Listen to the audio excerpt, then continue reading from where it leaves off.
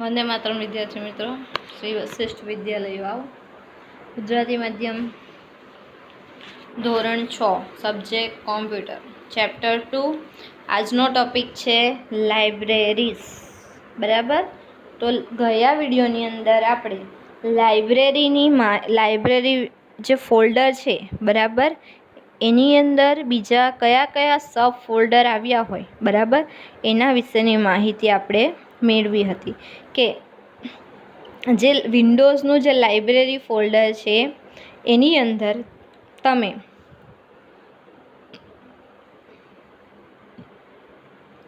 Document, picture, music અને video આ 4 પ્રકારની ફાઇલ એટલે કે આ 4 પ્રકારની લાઇબ્રેરી વિશે આપણે માહિતી મેળવી હતી બરાબર।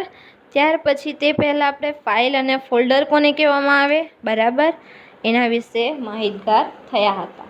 હવે પછી આપણે જોવાનું છે કે લાઇબ્રેરી છે ફોલ્ડર એ કઈ રીતે તમે ઓપન કરી શકો બરાબર। તો જોઈએ વિદ્યાર્થી મિત્રો, લાઇબ્રેરી કઈ રીતે ઓપન કરી શકો। તો ટાસ્ક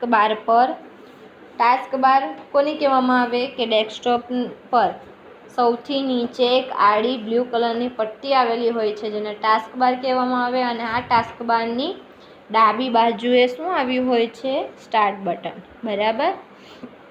તો આ જે સ્ટાર્ટ બટન છે એના ઉપર આપણે ક્લિક કરવાનું છે। ક્લિક કરશો એટલે શું ખોલશે, સ્ટાર્ટ મેનુ ઓપન થશે બરાબર। તો આ સ્ટાર્ટ મેનુની જમણી બાજુએ બરાબર આપણે 2 પેનલ જોઈ હતી, ડાબી પેનલ અને જમણી પેનલ। ડાબા પેનલની અંદર જે કંઈ પણ કોમ્પ્યુટરને લગતા પ્રોગ્રામ્સ હશે એનું લિસ્ટ જોવા મળશે, અને જમણા પેનલની અંદર તમે અલગ અલગ પ્રકારના ફોલ્ડર્સ, કોમ્પ્યુટરના સેટિંગ્સ બરાબર અને હેલ્પ સપોર્ટ મેનુ જોઈ શકશો।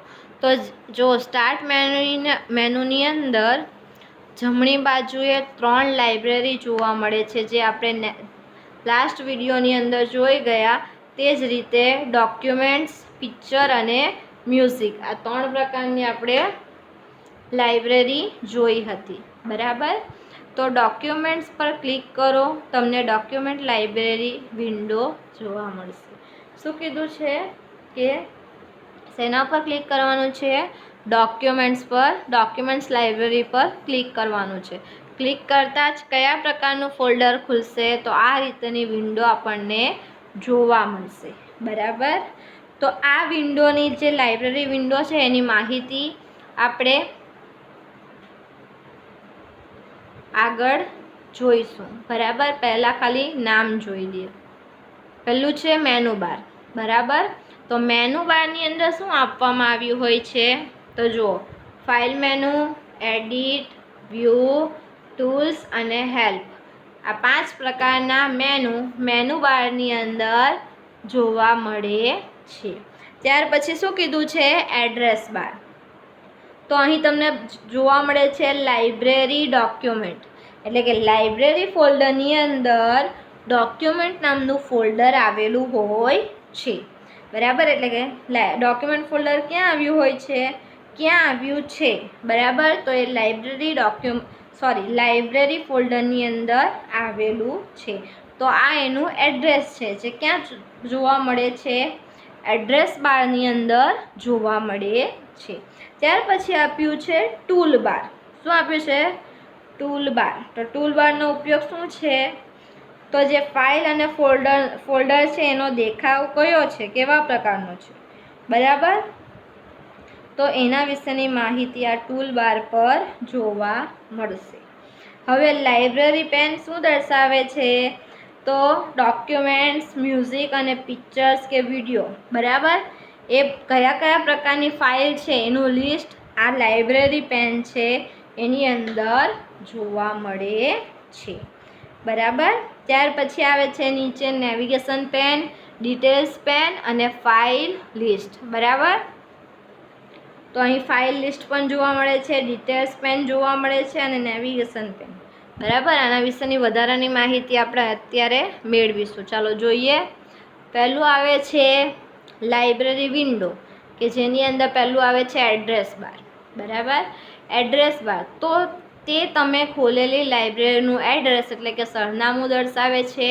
અલગ ફોલ્ડર કે લાઇબ્રેરી કે અગાઉના ફોલ્ડર પર પાછા જવા તથા નેવિગેટ કરવા માટે એડ્રેસ બારનો ઉપયોગ થાય છે. બરાબર, શું કીધું છે એડ્રેસ બાર?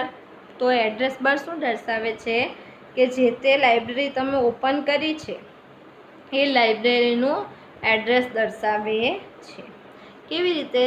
તો ફોર એક્ઝામ્પલ કોઈ આપણને એડ્રેસ પૂછે, બરાબર, કોઈ પણ ફલાણા વ્યક્તિનું ઘર કઈ જગ્યાએ છે તો આપણે એમ એડ્રેસ આપીએ કે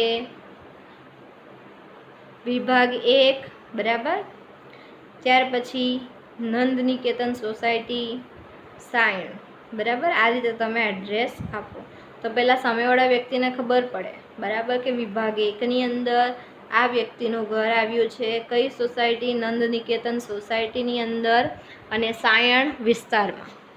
તો આ જ રીતે લાઇબ્રેરી વિન્ડોની અંદર આપણે કોઈનું એડ્રેસ જોઈતું હોય કોઈ ફોલ્ડરનું તો આપણે પહેલાં શું જે મેઇન ફોલ્ડર છે એનું નામ જાણવું પડે. તો આમાં મેઇન ફોલ્ડર કયું છે? લાઇબ્રેરી.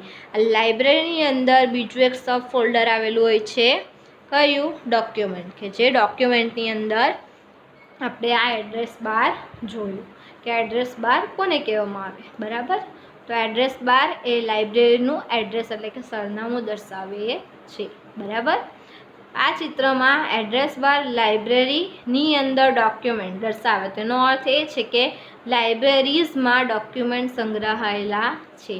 બરાબર, એટલે કે લાઇબ્રેરી નામનો ફોલ્ડર છે એની અંદર ડોક્યુમેન્ટ નામનું ફોલ્ડર આવેલું હોય છે એવું કહેવા માંગે છે. ત્યાર પછી આવે છે કે મેનુ બાર. તો મેનુ બારની અંદર કયા કયા મેનુ જોવા મળે છે? આપણે જોયું file menu, edit menu, view menu, tools menu અને હેલ્પ.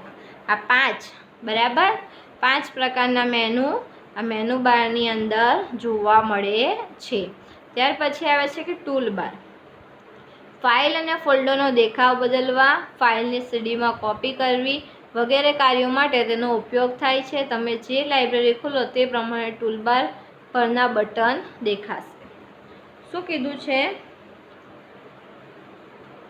કે જે તે ફાઇલ અને ફોલ્ડર છે, બરાબર, એનો દેખાવ બદલવો હોય, બરાબર, ત્યાર પછી એ ફાઇલ કે ફોલ્ડર છે એની કોપી તમારે સીડી અથવા ડીવીડીમાં કરવી હોય વગેરે જેવા કાર્યો કરવા હોય તો એના માટે તમે આ ટૂલબાર છે જ્યારે જે કાર્યો કરો એ રીતે એનું જે બટન છે એનો લુક ચેન્જ થાય છે. બરાબર, આ ચિત્રમાં ડોક્યુમેન્ટ્સ લાઇબ્રેરીમાં ઉપયોગી ટૂલ્સ તમે જોઈ શકો છો. જો તમે પિક્ચર કે મ્યુઝિક કે વિડીયો લાઇબ્રેરી ખોલો તો ટૂલબાર પરના બટન તે પ્રમાણે દેખાશે.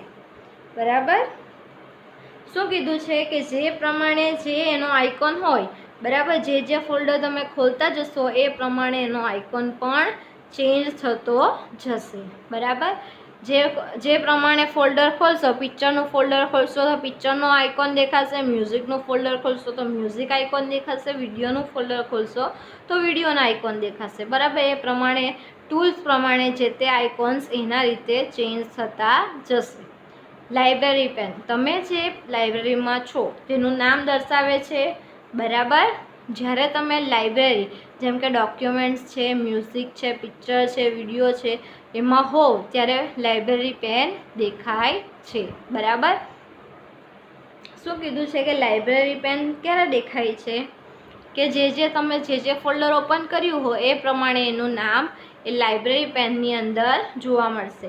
અત્યારે તમે ડોક્યુમેન્ટ ફોલ્ડર ઓપન કર્યું હોય તો ડોક્યુમેન્ટ લાઇબ્રેરી દેખાય, મ્યુઝિક ફોલ્ડર ઓપન કર્યું હોય તો મ્યુઝિક લાઇબ્રેરી દેખાય. બરાબર, પિક્ચર્સ ઓપન કર્યું હોય તો પિક્ચર્સ લાઇબ્રેરી દેખાય.